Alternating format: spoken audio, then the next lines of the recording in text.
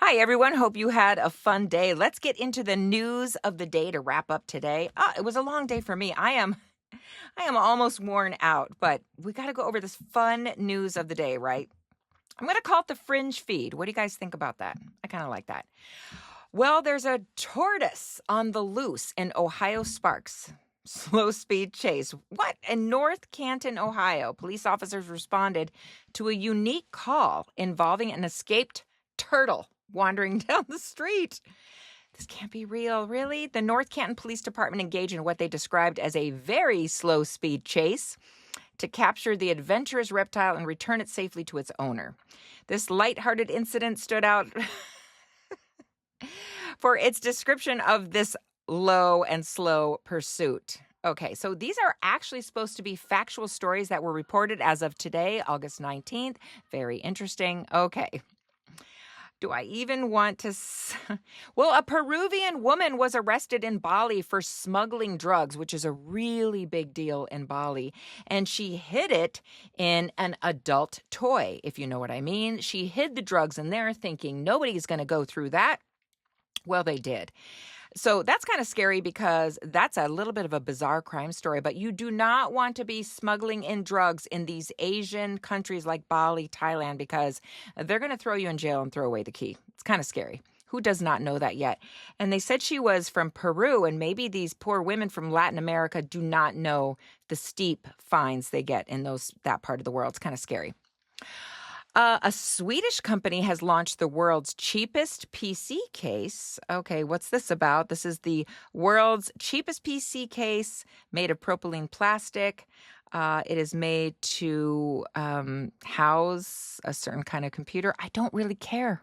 That to me is, I don't care. Good for you. Yay, Sweden, but don't really care about that.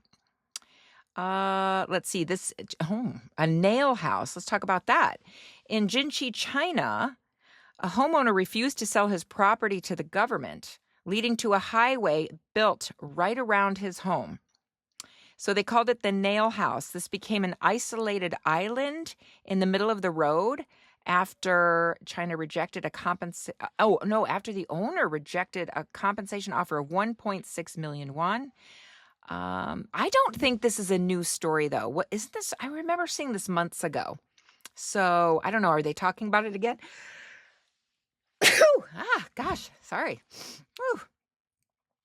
Man with knife blade in chest discovered after 8 years. So doctors at the Muhimbili National Hospital in Tanzania reported a bizarre medical case involving a 44-year-old man who sought treatment because he was having pus come out of his nipple. Yeah, that's never good when you have discharge out of your nipple.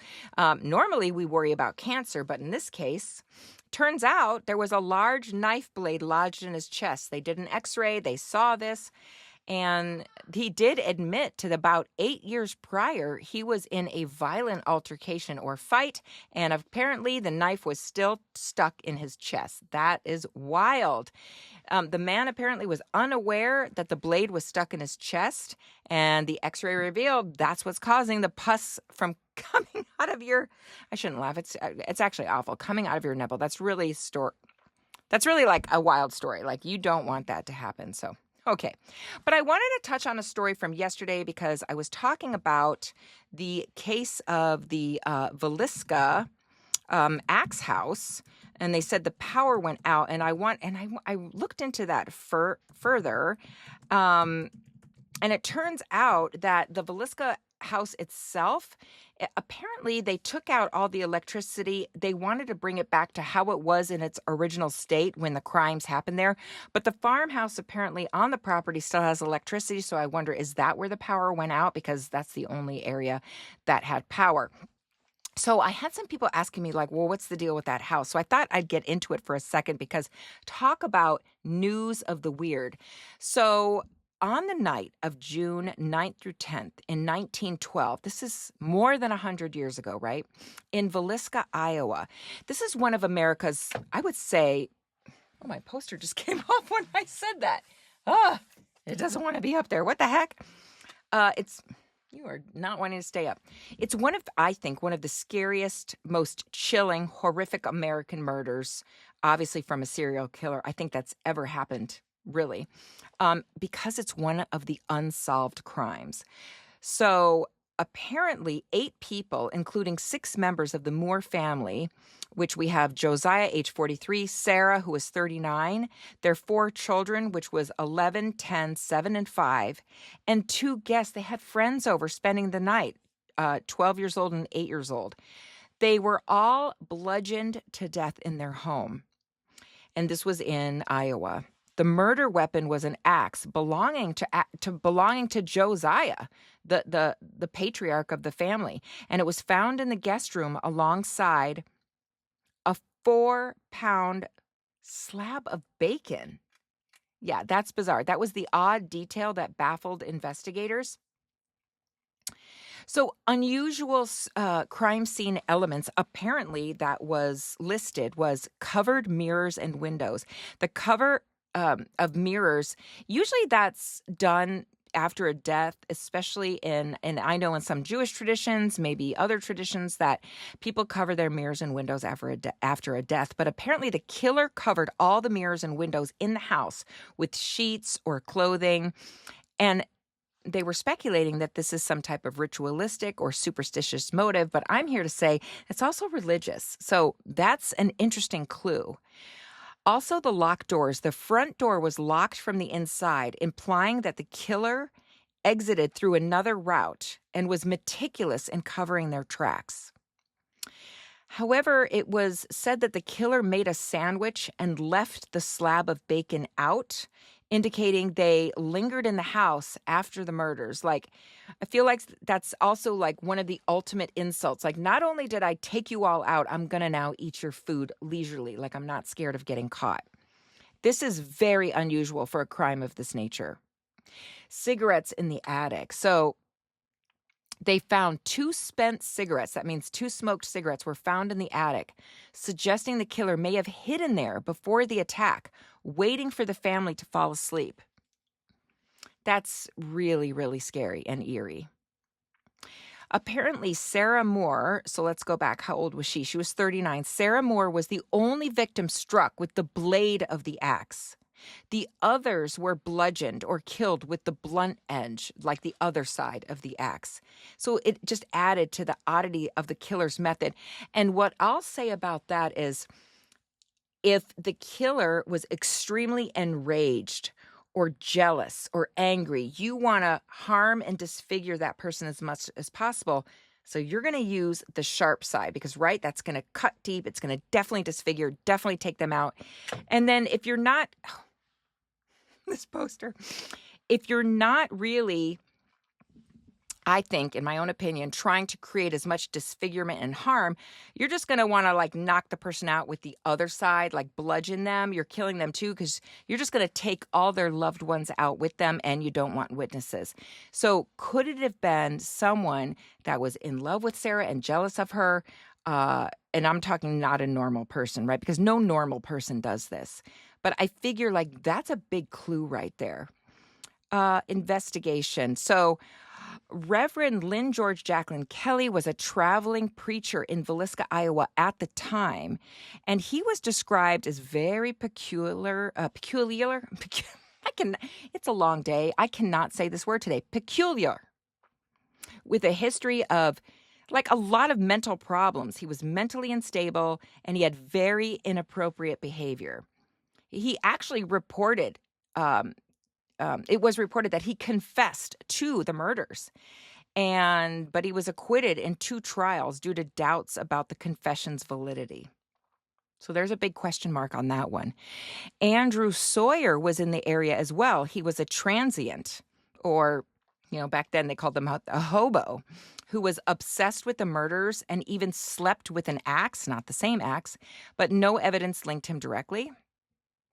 Henry Moore was a suspected serial killer convicted of other axe murders with a similar modus operandi, like the similar way of doing it, but was never charged in this Villisca crime. Paul Mueller this was proposed by Bill James in The Man from the Train that came out in 2017 as a serial killer responsible for multiple axe murders across the U.S., including Villisca, though the evidence is circumstantial. So the connection to other crimes. So similar axe murders, just like this, occurred in Colorado Springs, get this, in 1911, 1 year before the Villisca murders, and very similar crime. And in Ellsworth and Paola, Kansas in 1912, similar crime. And these occurred along the Southern Pacific Railroad. So one might speculate that a crazy person or a serial killer is just getting off the train, committing these horrific crimes, getting back on the train and doing it in the next town, right?